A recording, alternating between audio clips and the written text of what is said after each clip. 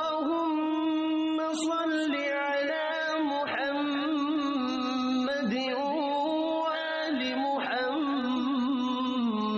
اللهم صل على محمد وآل محمد. اللهم صل على محمد وآل محمد. اللهم صل على محمد وآل محمد. اللهم صل على محمد وآل محمد. اللهم صل على محمد وآل محمد. ماہ جمادی الاول 38 ہجری کی 15ویں تاریخ تھی جب مالک کائنات نے امام حسین علیہ السلام کو پہلا فرزند عطا فرمایا جس کا نام علی قرار پایا، اور اس طرح امام حسین علیہ السلام کے گھر میں اس نام کے باقی رکھنے کا سلسلہ شروع ہو گیا۔ چنانچہ اس کے بعد آپ کے گھر میں جو فرزند بھی پیدا ہوا عام طور پر اس کا نام علی ہی رکھا گیا تاکہ اس طرح یہ نام زندہ رکھا جا سکے۔ اس لیے دشمنان ایمان کی مکمل کوشش تھی کہ یہ نام صفائے ہستی سے مٹ جائے، جیسا کہ بعد کے حالات سے مکمل طور پر اندازہ ہو گیا۔ آپ کا لقب زین العابدین، سید الساجدین، سجاد اور ذو الفنات وغیرہ ہیں۔ کنیت کے طور پر آپ کو ابو محمد کہا جاتا ہے۔ آپ کے زین العابدین ہونے کی اصل وجہ یہ ہے کہ سرکار دو عالم صلی اللہ علیہ وآلہ وسلم نے آپ کو یہ لقب عطا فرمایا تھا اور اپنی زندگی میں یہ خبر دے گئے تھے کہ روز قیامت جب زین العابدین علیہ السلام کو آواز دی جائے گی تو میرا ایک فرزند علی بن حسین لبیک کہتا ہوا بارقائے ایوم میں حاضر ہوگا۔ لیکن اس کی مزید تائید اس واقعے سے بھی ہو گئی جس سے صاحب مناقب اور صاحب شواہد النبوہ نے نقل کیا ہے کہ آپ نماز تہجد میں مصروف تھے کہ شیطان نے ازگر کی شکل میں آپ کو اذیت دینا شروع کی اور پیروں کے انگوٹھے کو چبانے لگا، لیکن جب آپ نے کوئی توجہ نہ کی تو شکست کھا کر چلا گیا اور ایک آواز غیب آئی، انت زین العابدین۔ ظاہر ہے کہ اس آواز کا تعلق اس ازگر ابلیس سے نہیں ہے بلکہ یہ ایک ندائے قدرت ہے جو اس فتح مبین کے موقع پر بلند ہوئی تھی۔ جس طرح کہ پہلے علی کی میدانی فتح پر لا فتح الا علی لا سیف علی ذوالفقار کی آواز فضائے عرش سے گونج رہی تھی۔ لقب سجاد کے بارے میں بھی روایت میں وارد ہوا ہے، آپ ہر معمولی سے معمولی نعمت اللہ کے ملنے یا مصیبت کے دفع ہو جانے یا مومنین کے درمیان اصلاح ہو جانے پر سجدہ شکر کیا کرتے تھے۔ اس طرح سجاد کے لقب سے یاد کیے جاتے تھے۔ حد یہ ہے کہ کربلا کی قیامت خیز شب میں بھی آپ نے سجدہ الہی کو نظر انداز نہیں کیا۔ جس طرح باپ نے زیر خنجر سجدہ کیا تھا اس طرح آپ نے خاکستر گرم کربلا پر سجدہ کیا ہے۔ آپ کے والد گرامی امام حسین علیہ السلام تھے اور والدہ ماجدہ بی بی شہر بانو تھی جنہیں شاہ زمان بھی کہا جاتا ہے، جن کا انتقال آپ کی ولادت کے 10 دن کے اندر ہی ہو گیا تھا۔ امام زین العابدین کا زمانہ ولادت مولا کائنات کا دور امامت تھا اور اس طرح آپ نے زندگی کے 2 سال اپنے دادا کے زیر سایہ گزارے ہیں۔ اس کے بعد 40 ہجری میں مولا کائنات کی شہادت ہو گئی تو آپ اپنے پدر بزرگوار اور چچا امام حسن علیہ السلام کی امامت میں 10 سال گزارے، جن کی دختر نفع اختر جناب فاطمہ سلام اللہ علیہ سے آپ کا عقد ہوا۔ امام حسن کی شہادت کے بعد 10 سال اپنے والد محترم امام حسین علیہ السلام کی امامت میں گزارے اور 10 محرم سے آپ کا اپنا دور امامت شروع ہو گیا۔ اس دور میں آپ کو مختلف بادشاہوں اور ظالموں کا سامنا کرنا پڑا۔ 64 ہجری تک یزید لعین برسر اقتدار رہا۔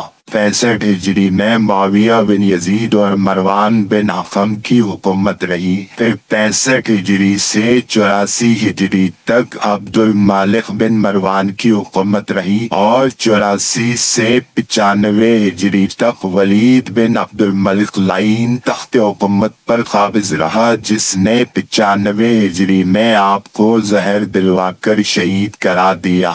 71 ہجری میں عبد الملک نے عراق میں مصعب بن عمیر کو قتل کرایا اور حجاج کو عبداللہ بن زبیر کے قتل کے لیے روانہ کیا۔ انہوں نے خانہ کعبہ میں پناہ لی تو حجاج نے اسے بھی نشانہ بنایا، خانہ کعبہ پر مسلسل سنگباری کی اور آخر میں جمادی الثانیہ میں ابن زبیر کو گرفتار کر کے تہہ تیگ کر دیا۔ ابن زبیر کی گرفتاری کے سلسلے میں خانہ کعبہ پر اتنے حملے ہوئے کہ چتر دیوار سب تباہ ہو گئے، تو حجاج نے اپنے جرم کی پردہ پوشی کے لیے تعمیر نو کا منصوبہ بنایا، لیکن جب بنیاد قائم کرنے کا وقت آیا تو ایک سانپ نکل آیا اور اس نے کسی کو قریب نہ آنے دیا، یہاں تک کہ امام علی بن حسین علیہ السلام کو طلب کیا گیا۔ آپ کے آتے ہی سانپ نے راستہ دے دیا۔ آپ نے سمے بنیاد رکھ کر فرمایا کہ اب تعمیر شروع کرو، اب کوئی زحمت نہ ہوگی۔ اس کے بعد جب حجر اسود کے نصب کرنے کا وقت آیا تو پھر آپ نے قدم بڑھایا اور اس طرح حجر اسود کو اس کی جگہ پر نصب کیا، جس طرح تعمیر اول کے موقع پر سرکار دو عالم محمد مصطفیٰ صلی اللہ علیہ وآلہ وسلم نے انجام دیا تھا، اور دنیا پر واضح ہو گیا کہ آل محمد کا رشتہ خانہ کعبہ اور حجر اسود سے دنیا کے دوسرے انسانوں کے روابط سے بالکل مختلف ہے۔ اور شاید یہی راز تھا کہ جب شہادت امام حسین علیہ السلام کے بعد لوگوں نے خاندان کے بزرگ ہونے کے اعتبار سے محمد حنفیہ کو امام کہنا شروع کر دیا، تو انہوں نے امام علی بن حسین علیہ السلام کے سامنے یہ پیشکش رکھی کہ اس کا فیصلہ خانہ کعبہ میں حجر اسود سے کرا لیا جائے تاکہ لوگوں کو حقائق کا صحیح اندازہ ہو جائے۔ چنانچہ دونوں حضرات تشریف لے گئے۔ پہلے محمد حنفیہ نے سلام کیا اور کوئی جواب نہ ملا، تو امام علی بن حسین علیہ السلام نے سلام کیا اور اس کا جواب مل گیا،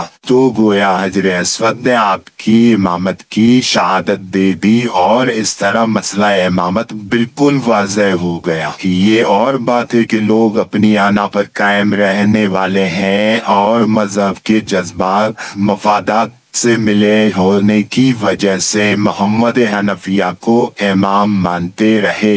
امام زین العابدین علیہ السلام کے چند فرامین پیش خدمت ہیں۔ امام زین العابدین علیہ السلام فرماتے ہیں، آگاہ ہو جاؤ کہ اللہ کے نزدیک منفور ترین شخص وہ ہے جو شیوائے امام علیہ السلام کا معتقد ہو لیکن عملی صورت کی پیروی نہ کرے۔ دوسری حدیث میں امام زین العابدین علیہ السلام فرماتے ہیں، ہم اہل بیت علیہ السلام وہ ہیں جو ہر حال میں اللہ سے راضی ہیں، خوشگوار حالات میں اس کی اطاعت کرتے ہیں اور ناگوار حالات میں اس کی حمد و ثنا کرتے ہیں۔ ایک اور حدیث میں امام زین العابدین علیہ السلام فرماتے ہیں، یا اللہ میری عمر میں اضافہ کر تاکہ میری زندگی تیری اطاعت میں بسر ہو، اور جب میری زندگی شیطان کی چراگاہ بن جائے تو مجھے فوراً ہی اپنے پاس بلا لے۔ ایک اور حدیث امام معصوم علیہ السلام میں امام فرماتے ہیں کہ جو شخص قطع رحم کرتا ہے اس کے پاس بیٹھنے سے پرہیز کرو، اس لیے کہ قرآن مجید میں 3 مقامات پر اس پر لعنت کی گئی ہے۔ امام زین العابدین علیہ السلام ایک اور حدیث میں فرماتے ہیں، وہ کام جو خلوص کے ساتھ انجام دیا جائے بظاہر وہ کتنا ہی کم کیوں نہ ہو لیکن وہ کم نہیں ہے۔ یہ کیسے ممکن ہے کہ جو عمل مقبول بارگاہ الہی میں ہو وہ کم ہو؟ ایک اور حدیث میں امام زین العابدین علیہ السلام فرماتے ہیں، لوگوں کے سامنے اپنی حاجت بیان کرنے سے زندگی ذلیل، حیا ختم اور شخصیت سست ہو جاتی ہے، اور یہ ایک ایسا فقر ہے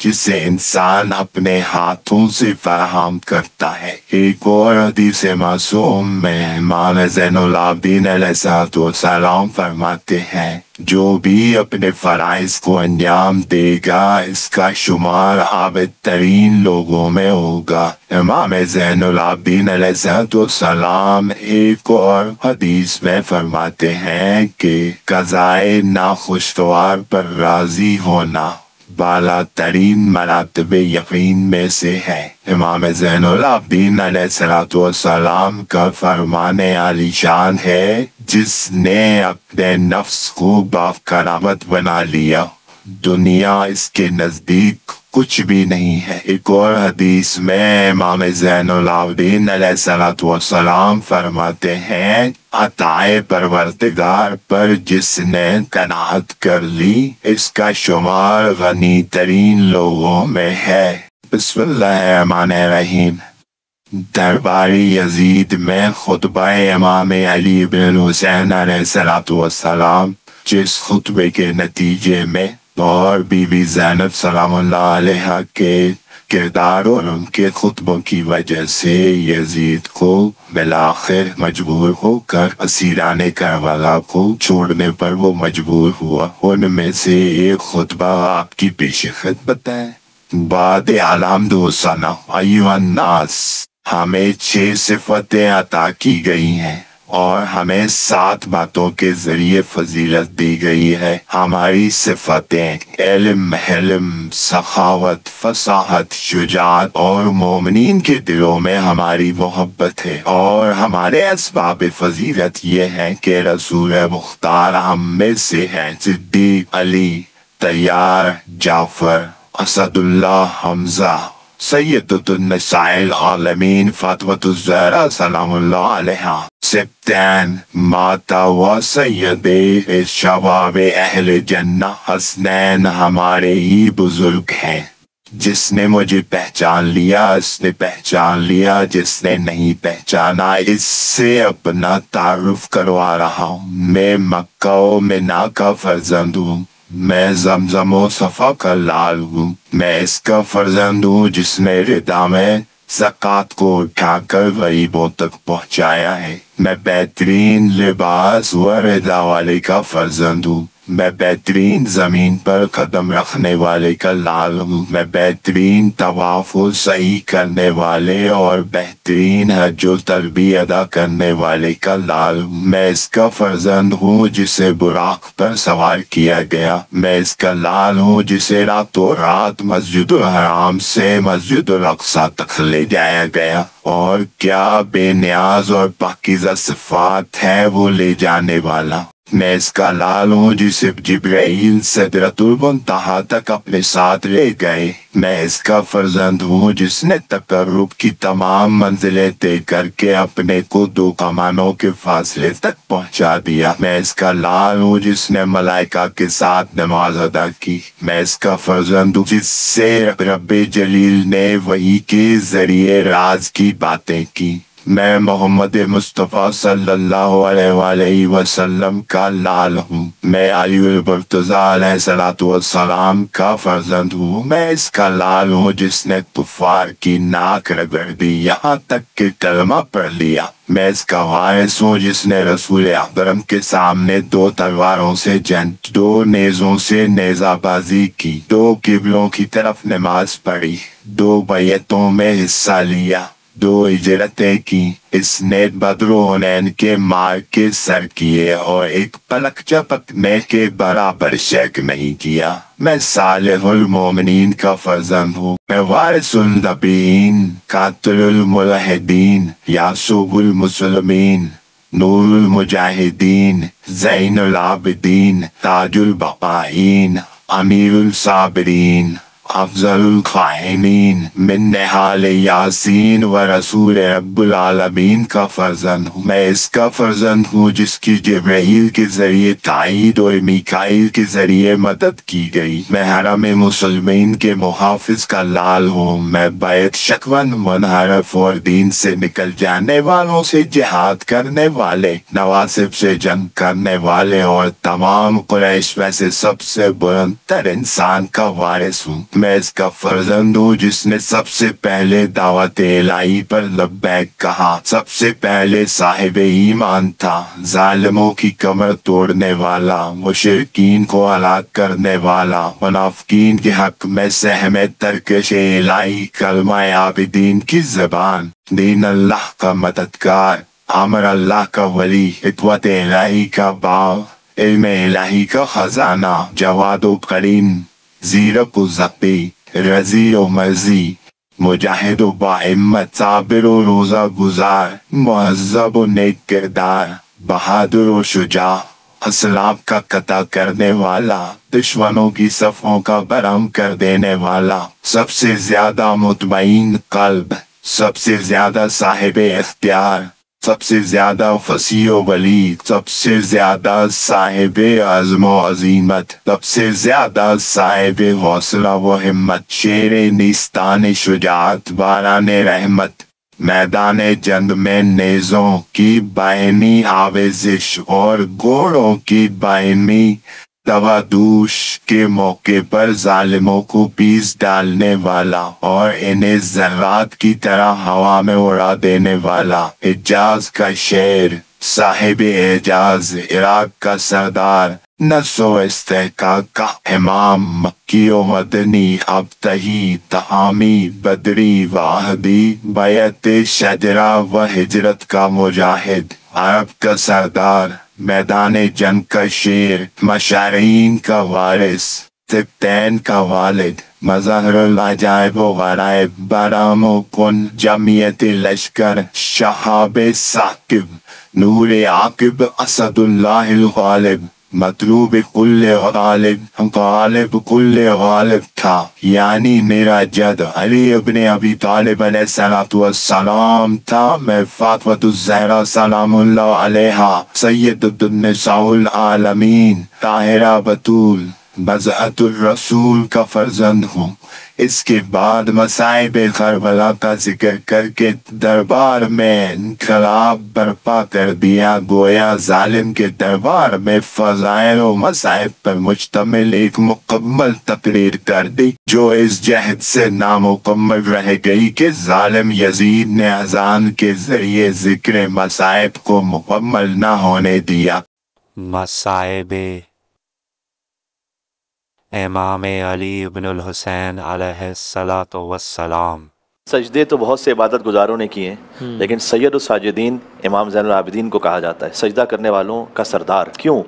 اس لیے کہ جو عابدوں نے سجدے کیے ہیں، کسی نے سفر میں کیا ہے، کسی نے حضر میں کیا ہے، کسی نے گھر میں کیا ہے، کسی نے مشکل حالات میں کیا، لیکن باپ کا پامال لاشا سامنے ہو، چھوٹے بھائی 6 ماہ کے بچے کو جو ان کے بھائی تھے، فضو بحتفلو من الاذن الی الاذن، ایک کان سے دوسرے کان تک تیر شعبہ سے ذبح ہو گئے ہوں، جلے ہوئے خیمے ہوں، شام غریبہ۔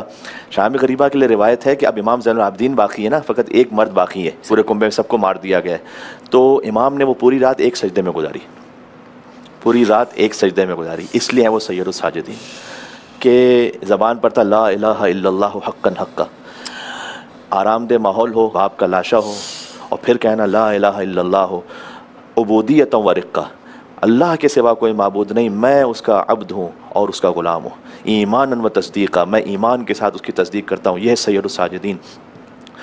امام زین العابدین علیہ السلام پھر جب قافلہ چلا گیا، وہ 11 محرم کو. تو 11 محرم کو اس کیفیت میں گیا تھا کہ عمر سعد کے لیے ایک روایت ہے کہ اس نے یہ کہا کہ جاؤ شہداء کے سروں کو لے کر آؤ. وہ ٹوٹ پڑے شہیدوں کی لاشوں پر، اور جس کے ہاتھ میں جو لاش آیا اس نے سر کاٹ کر، تو تھوڑی دیر میں ایک انبار لگ گیا تھا سروں کا عمر سعد کے خیمے کے سامنے. اس نے کہا کہ تراش کر، تو Bibi Sakina, Bibi Umm Kulsoom, be be زینب سلام اللہ علیہ اور بیویاں یہ سب دیکھ رہی تھیں، اور وہ سر سیدھے کیے گئے، اور اس کے بعد اس میں سے ایک ایک قبیلے نے سر لے لیا تاکہ یزید کے پاس جا کے انعام لیا جا سکے، اور وہ لے کر اسے چلے. بیویوں کے ہاتھوں میں رسیاں تھیں، بازو بندھے ہوئے تھے، سر پہ چادر نہیں تھی. ایک مدینے کا واقعہ ہے کہ امام زین العابدین علیہ السلام ہمیشہ اپنی ابا کو جو نا اپنے پیروں پہ رکھا کرتے تھے، ظاہر نہیں فرماتے تھے. تو نعمان یہ کہتے ہیں کہ ایک مرتبہ میں آیا، منہال سے بھی روایت ہے کہ میں آیا تو میں نے دفعتاً دیکھا کہ امام کے قدم مجھے نظر آئے، تو اس میں ہڈی تھی، گوشت نہیں تھا. تو میں نے کہا کہ مولا یہ آپ کے قدم کی کیا کیفیت ہے؟ کہ اس لیے کہ جب مجھے کربلا سے لے جایا گیا تو میرے پیروں کو اونٹ سے باندھ دیا گیا تھا، تو گوشت اترتا چلا گیا، کربلا سے کوفہ، کوفہ سے شام. 12 محرم کا یہ واقعہ ہے. تو بنی اسد والوں سے امام حسین علیہ السلام نے وعدہ لیا ہوا تھا کہ تم آؤ گے ہمارے لاشیں دفنانے کے لیے. تو 12 محرم کو جب وہ آئے تو لاشوں کی پہچان ہی نہیں ہو پا رہی. وہ میں نے جو آپ کو روایت سنائی کہ سارے سروں کو تو کاٹ لیا گیا تھا، تو اب کون سا لاش ہے کہ شہید کا ہے اب معلوم ہی نہیں ہے. تو بنی اسد کا جو سردار تھا نا، اس نے کہا کہ ایسا کرتے ہیں کہ ایک اجتماعی قبر تیار کرتے ہیں جس کو ہم کہتے ہیں گنج شہیدہ. آج بھی کربلا میں حسین علیہ السلام کی پائیں تھی سیدھی جانب گنج شہیدہ موجود ہے، جہاں سارے شہداء کو ایک ساتھ دفن کیا گیا. آج کم از کم ہمیں نام پتہ ہے کہ کون کون سے شہید کہاں کہاں کس طرح سے دفن ہے. وہاں انہوں نے کہا کہ ہم ایسا کرتے ہیں بس بے نام و نشان جس کا جو لاشا ایک ساتھ ہی دفن کر دیتے ہیں، یعنی امام حسین کا لاشا ہو، ان کے اصحاب کا لاشا ہو، انصار کا ہو، اہل بیت میں سے جو بھی ہو ساتھ. تو انہیں راہ کوفہ سے میں نے کہا بااجاز تھا کہ امام علیہ السلام تشریف لائے. کہا نہیں میں بتاتا ہوں کون سا لاشا کس شہید کا ہے. دیکھو یہ حبیب ابن مظاہر کا لاشا ہے، اسے یہاں دفن کرو. یہ مسلم ابن اوسجا کا لاشا ہے. یہ جون غلام حبشی کا لاشا ہے. یہ عابس بن شبیب شاکری. ایک ایک لاشا بتاتے گئے امام تاکہ پہچان رہے. پھر کچھ زبان حال ہے اس میں کہ گویا پوچھا گیا ہو کہ یہ کس شہید کا لاشا ہے، تو امام نے شاید یوں فرمایا ہو کہ دیکھتے نہیں پورا بدن گھوڑوں کی ٹاپوں تلے پامال ہو گیا، تو یہ یتیم حسن قاسم کا لاشا ہے. بتلایا کہ کلیجے میں برچھی کا پھل ہے، یہ میرے بھیا علی اکبر کا لاشا ہے. سارے لاشے جب دفن ہو گئے تو ایک لاشا باقی رہ گیا. اب یہاں روایت یہ کہ امام علیہ السلام اس لاشے کے قریب بیٹھ گئے اور فرماتے تھے کہ ہائے میرا بابا، ہائے میرا بابا. امام زین العابدین نے اپنی انگشت مبارک سے امام حسین کی قبر پر یہ فقرہ لکھا ہے کہ ھذا قبر حسین ابن علی الذی قتلوہ عطشانا. یہ اس کی قبر ہے جسے 2 نہروں کے درمیان پیاسا مارا گیا. کسی بیٹے نے اپنے باپ کی قبر پر یہ نہیں لکھا ہوگا یا یہ مرثیہ نہیں پڑھا ہوگا جو امام زین العابدین علیہ السلام نے ان کے بابا امام حسین علیہ السلام کی قبر پر پڑھا. میں چشم تصور سے سوچتا ہوں جب مرحوم کو دفن کیا جاتا ہے تو حکم ہے کہ چہرے کو قبلے کی طرف کر دو. تو امام زین العابدین علیہ السلام نے اس وقت یہ کہا ہوگا کہ بابا آپ کی لاش پر تو سر ہی نہیں ہے، تو چہرہ کیسے قبلہ رو. تو بغیر سر کا لاشا تو جو دفن کیا گیا، جس کی تفصیل یہ ہے کہ بعد میں سر جب بیویاں شام سے واپس آئی تھی نا چہلم پر، تو وہ سر مبارک لے کر آئی تھی اور ملحق کیا گیا امام حسین السلام کے سر کو اس وقت اور شہیدوں کے سروں کو. گویا اس وقت تو ایسی مظلومیت تھی کہ سر دفن کے لیے موجود ہی نہیں تھا، اس لیے کہ وہ تو یزید کے دربار میں گیا تھا. واقعات آپ سنتے ہیں کہ وہ چھڑی مار رہا تھا اور بے ادبی کر رہا تھا امام حسین السلام کے دندانے مار رہے تھے، تو سر تو وہاں تھا امام کا، یہ تو خالی بے سر کا لاشا تھا. اچھا جب سارے لاشیں دفن ہو گئے تو امام زین العابدین کی اب مظلومیت ملاحظہ فرمائیے گا کہ بنی اسد کے سردار نے کہا کہ اب وعدہ ہمارا پورا ہو گیا جو ہم نے امام علی مقام سے کیا تھا، لاشیں دفن ہو گئے. انہوں نے کہا نہیں بھی ایک لاشا باقی ہے. کہا فرزند رسول یہاں تو کوئی لاشا نظر نہیں آتا. کہا چلو میرے ساتھ فرات کے کنارے میرے چچا ابوالفضل عباس، کیونکہ وہ وہیں پر تھے. امام حسین علیہ السلام کو انہوں نے وصیت کی تھی کہ میرا لاشا آپ خیموں کی طرف نہیں لے کر آئیے گا، اس لیے کہ پانی کا کہہ کر آیا تھا تو بس اب میں پانی نہیں آ سکا تو میں وہیں پر رہوں گا، میرا لاشا یہاں نہیں لے کے آئیے گا. 2 لاشیں ایسے تھے کہ جو خیموں میں نہیں آئے. ایک مولا عباس علیہ السلام کا لاشا ہے، ایک خود امام حسین علیہ السلام کا لاشا. اس لیے کہ مولا عباس علیہ السلام کے انہوں نے خود وصیت فرمائی کہ میرا لاشا نہیں لے کے جائیے گا. ایک امام حسین علیہ السلام کا لاشا اس لیے کہ کوئی لانے والا ہے، امام حسین علیہ السلام کے لیے لانے والا ہی تو بچا تھا نا. تو امام زین العابدین السلام گئے فرات پر. اس وقت اب اس طرح سے کتابوں میں تحریر ہے کہ مولا عباس علیہ السلام کا لاشا اس طرح سے تھا نہیں کہ اٹھایا جا سکے، اس لیے کہ ایک طرف سے اٹھاتے تھے تو دوسری طرف سے ڈھلکتا تھا کیونکہ بہت زیادہ تلواریں پڑی تھیں. مولا عباس علیہ السلام شبر ہے تو امام زین العابدین نے خاص طرح سے انہیں دفن کیا. امام حسین علیہ السلام کی قبر ایک جگہ پر، مولا عباس علیہ السلام کی قبر ایک جگہ پر، اور وہاں وہ اٹھاتے تھے لاشا تو دوسری طرف سے گر رہا تھا. مولا عباس علیہ السلام شہیدان کربلا میں کہہ سکتے ہیں ہم کہ سب سے طویل القامت تھے، کافی طویل قد تھا. قبر ان کی سب سے چھوٹی ہے، کہتے ہیں کہ بس شاید یہ اس طرح سے اتنی خبر ہے بس. اس لیے کہ امام حسین جب علم لے کر آئے کہ علم آ گیا علمدار نہ آیا، تو وہاں یزیدیوں نے ابوالفضل عباس السلام کی لاشوں پر تلواریں مار مار کے اسے ٹکڑے کر دیا. تو امام زین العابدین جب آئے تو انہوں نے کوئی میت نہیں تھی، لاش کے ٹکڑے تھے، تو ایک چادر میں رکھا اور لحد میں اترے اور کہا کہ اب دور ہو جاؤ، کوئی قریب نہ آئے. تو راوی یہ کہتا ہے کہ بہت دیر ہو گئی تو میں نے سوچا کہ کہیں خود امام غش کھا کر نہ بے ہوش ہو گئے، کیونکہ وہ ان کے چچا ہیں ابوالفضل عباس علیہ السلام. تو میں قریب پہنچا تو وہ فریاد ایک کر رہے تھے، ایک مرثیہ پڑھا امام زین العابدین نے قبر ابوالفضل عباس علیہ السلام پر کہ اے میرے غیرت مند چچا، آپ بہرحال یہاں شہید ہو گئے اور آپ یہاں آرام کر رہے ہیں، میں آپ کو آپ کی بہنوں کی حالت بتلانے آیا ہوں. جو نوحہ آپ نے پڑھا نا کیونکہ اشارت ہے کہ خدا نے جو امتحان آپ سے نہ لیا وہ اب آپ کا بھتیجا سجاد دے رہا ہے کہ جس خواہر کے سر سے گھر میں بھی چادر نہ اتری ہو بے چادر، تو آج کوفے کا بازار ہے، کہتے ہوئے حیا آتی ہے لیکن بی بی زینب کا سر کھلا ہے. یہ ایک پہلی منزل تھی فوراً کربلا کے بعد اس امتحان کی امام سجاد علیہ السلام کے لیے. پھر کوفے کا بازار، شام کا دربار، امام زین العابدین السلام ساتھ ساتھ تھے. یہاں تک کہ جب شام کے دربار میں وہ داخل ہوئے تو ایک روایت ہے کہ نعمان بن منظر مدائنی سے کہا تھا کہ شام میں 7 طرح کے ایسے مصائب ہم پر آئے کہ اے نعمان میں کربلا کے مصائب بھی کم تھے. یہ شام کے مصائب تھے کہ امام زین العابدین السلام نے شام میں، لیکن امام وہی مظلوم ہے، مجبور نہیں ہے. جب یزید نے اپنے سرکاری مؤذن سے اور خطابت میں جمعے کے دن اذان دلوانا چاہی اور اپنی بڑائی کا اظہار کرنا چاہا تو اس وقت امام زین العابدین السلام نے خطبہ دیا تھا، اور خطبہ یہ دیا تھا کہ اوتینا ستن و فضلنا بسبن، اے یزید اللہ نے ہمیں 7 فضائل عطا کی ہیں، وہ ہستیاں ہمیں ہمارے خاندان میں عطا کی ہیں جو کسی خاندان میں نہیں ہیں. نبی مختار صلی اللہ علیہ وسلم ہمارے خاندان سے ہیں، مولا علی مرتضیٰ ہمارے خاندان سے ہیں، بی بی فاطمہ الزہرا سلام علیہ ہمارے خاندان سے، امام حسن السلام ہمارے خاندان سے، حضرت حمزہ ہمارے خاندان سے، حضرت جعفر طیار ہمارے خاندان سے. اس کے بعد امام کا ایسا جاہ جلال سے خطبہ تھا، ہمارے تصور یہ ہے کہ بس ہمیشہ بیمار ہی رہے امام، ایسا نہیں ہے. اس کے بعد اس جاہ جلال سے خطبہ بھی دیا امام علیہ السلام نے کہ وہ حجت تمام کی کہ ایک مرتبہ یزید کو ایسا لگا کہ یہاں تو یہ تختی پورا الٹ جائے گا، کیونکہ وہ ہاشمی شیر لہجہ حیدر کرار میں خود ان کا نام اپنے دادا کے لہجے میں اس طرح سے بول رہے تھے. تو یزید نے کہا کہ مؤذن اذان دینا شروع کریے، خطبہ کاٹ دے. بے وقت کی اذان اس نے دلوائی تو اذان ہوئی. تو امام علیہ السلام بہرحال چاہے وہ وہاں سے اذان تھی پھر بھی خاموش ہوئے اذان کے احترام میں. تو اللہ اکبر اللہ اکبر جب اس نے کہا نا تو امام نے کہا کہ برحق ہے، میں گواہی دیتا ہوں اللہ کی کبریائی کی. پھر اس نے کہا اشہد ان لا الہ الا اللہ، امام نے کہا برحق ہے میں گواہی دیتا ہوں اس کے سوا کوئی معبود نہیں. اس نے کہا اشہد ان محمد رسول اللہ صلی اللہ علیہ وآلہ وسلم. امام نے کہا رک جا. پھر یزید کو مخاطب کر کے کہا کہ یہ بتا کہ یہ جو اذان میں نام آ رہا ہے جس محمد صلی اللہ علیہ وآلہ وسلم کا، یہ میرے جد ہیں یا تیرے جد ہیں؟ اور اگر تو کہتا ہے کہ تیرے جد ہیں تو جھوٹ بول رہا ہے، کفر کر رہا ہے. اور اگر کہتا ہے کہ میرے جد ہیں فلما قتلتا اطرتا، تو پھر ان کی اطرت کو قتل کیوں کیا ہے، سیر کیوں کیا ہے؟ شام فتح کیا امام زین العابدین علیہ، کربلا فتح کی امام حسین علیہ، شام فتح کی بی بی زینب اور امام زین العابدین علیہ السلام نے. ان خطبوں سے فتح ہوئی. آپ ذرا غور کیجئے گا جب کوئی خطیب خطابت کر رہا ہو تو اسے اشارے بھی کرنا ہوتے ہیں، ظاہر چہروں کو دیکھنا ہوتا ہے کہ آپ کبھی یہاں دیکھتے کبھی جس کے ہاتھوں میں ہتھکڑیاں ہیں، پیروں میں بیڑیاں ہیں، گلے میں توق ہے. تو وہ جاہ و جلال تھا امام علیہ السلام کا کہ دربار الٹ گیا. اور یزید انہی خطبوں کی وجہ سے مجبور ہوا کہ اہل بیت علیہ السلام کو چھوڑ دے، ورنہ وہ کہاں چھوڑنے والا تھا. وہ تو چاہتا تھا کہ یہیں پہ مار دیا جائے انہیں. زین العابدین علیہ السلام، بی بی زینب سلام اللہ علیہ کا بھی خطبہ، اور تیسری بات بی بی سکینہ کی شہادت.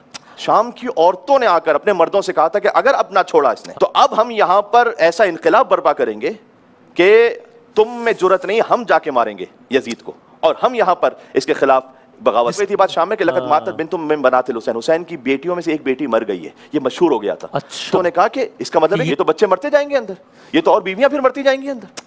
تو انہوں نے کہا کہ اب اگر تو نے نہ چھوڑا تو انہوں نے اپنے مردوں کو غیرت بھی دلائی اور گویا ایک طرح سے یہ کہا کہ اگر تم نے نہیں کیا تو ہم یہ کام کریں گے. اس وقت یزید مجبور ہوا کہ پھر اس نے بھیجا اہل بیت پر کربلا پہنچے. پہلے آئے کربلا میں، چونکہ اب تک تو بہن نے بھائی کی خبر ہی نہیں دیکھی تھی، ابھی تو پہلی مرتبہ بی بی زینب کربلا پہنچی اور بھی بیویاں آئیں. اس کے بعد انہوں نے آ کر مثلا بی بی زینب سلام اللہ علیہ نے فرمایا کہ میں آئی تو ہوں لیکن شام ایک آپ کی امانت تھی، وہ شام کے زندان میں چھوڑ کے آئی. یعنی بی بی سکینہ کی شہادت ہو گئی تھی، وہاں پر مرثیہ ایک پڑا. اس کے بعد کچھ دن وہاں قیام کیا، پھر گئیں وہ مدینہ، پھر قافلہ مدینہ پہنچ گیا. پھر امام زین العابدین السلام مدینہ میں، دیکھیں ہم جب کسی کیفیت میں ہوتے ہیں نا تو ہم امام حسین السلام کے بارے میں جب تصور کرتے ہیں، مصائب کو سنتے ہیں، تب ہم روتے ہیں. امام کو ایسی کسی کیفیت کی ضرورت نہیں ہوتی تھی، اس لیے کہ جس نے اپنے سامنے سے پانی کو دیکھتے تھے روتے تھے، کھانے کو دیکھتے تھے روتے تھے. یہ پانی تو میرے بابا کو ملا نہیں، یہ میرے بھائی علی اصغر کو ملا نہیں. ہم میں سے شاید ہی کوئی ایسا ہو، کبھی ایسا نہ ہوا ہو کہ جو گوشت خریدنے جائے اور گوشت رو رہا ہو. امام زین العابدین السلام جاتے تھے، گوشت کو دیکھ کر قصاب سے یہ کہتے تھے تو نے اس کو جب ذبح کیا تھا اس جانور کو تو کیا پانی پلایا تھا؟ وہ کہتا ہے کہ میں تو آپ کے جد کا ماننے والا ہوں، جب تک میں نے 3 مرتبہ پانی نہیں پلایا تو میں نے تو اس جانور کو بھی ذبح نہیں کیا۔ گوشت کو دیکھتے تھے روتے تھے، کہتے تھے السلام علیکم ابا عبداللہ، بابا مدینہ کے تو جانور بھی پیاس سے ذبح نہیں ہوتے۔ تو ان کے لیے ہر کیفیت کی تھی۔ غریب الوطن کو دیکھتے تھے جو مدینہ میں آیا وہ، تو امام کہتے تھے کہ تو پردیسی ہے یہاں پر، اگر تو یہاں پر مر جائے تو کیا کوئی تجھے غسل و کفن دے دے گا؟ تجھے کوئی نہیں پہچانتا یہاں پر۔ تو وہ کہتا تھا کہ میں فرزند رسول مسلمان ہوں، تو میں امید رکھتا ہوں کہ مر جاؤں گا تو کوئی تو آئے۔ تو وہ کہتے تھے کہ اچھا میرا بابا وہاں پر بغیر غسل و کفن کے 3 دن تک ان کا لاشا رکھا رہا۔ تو اس طرح ہر کیفیت ہی ان کے لیے مصائب تھی، اور وہ الشام الشام الشام کہتے ہوئے دنیا سے رخصت ہو گئے۔ امام حسین علیہ السلام نے گویا دین کو بچایا ہے کربلا میں، اور وہ احیا کر دیا اس دین کو، اور بی بی زینب اور امام سجاد نے کربلا کو بچایا ہے کہ اگر وہاں پر بات ختم ہو جاتی، کوئی بات کرنے والا ہی نہ ہوتا آگے، وہ بتانے والا نہ ہوتا آگے۔ امام زین العابدین السلام کربلا کے بعد 34 سال تک زندہ رہے، تو وہ 34 سال میں قدم قدم پر بتلاتے رہے، تو ہر کیفیت میں انہوں نے اس طرح سے اس بات کو پہنچایا کہ وہ زندہ رہے۔ ان کے جو اصحاب تھے وہ تسلی دیتے تھے انہیں آ کر کہ مولانا کب تک روئیں گے؟ تو پہلے وہ فرماتے تھے کہ یعقوب کا ایک بیٹا یوسف جدا ہوا تھا، مارا نہیں گئے علیہ السلام، فقط جدا ہوئے تھے، تو وہ اتنا روئے کہ قرآن کہتا ہے فَبِيَضَّتْ عَيْنَاهُ مِنَ الْحُزْنِ، ان کی آنکھیں سفید ہو گئی تھی رو رو کر۔ 18 یوسف بنی ہاشم کے 18 جوان کربلا میں مارے گئے، تو اب میں کیسے اس گریے کو روکوں؟ تو پھر وہ کہتے تھے کہ شہادت تو آپ کی میراث ہے۔ تو امام علیہ السلام فرماتے تھے کہ الموت لنا عادت و شہادتنا کرامت، شہادت یقیناً ہماری میراث ہے، لیکن کیا ماؤں بہنوں کا کھلے کے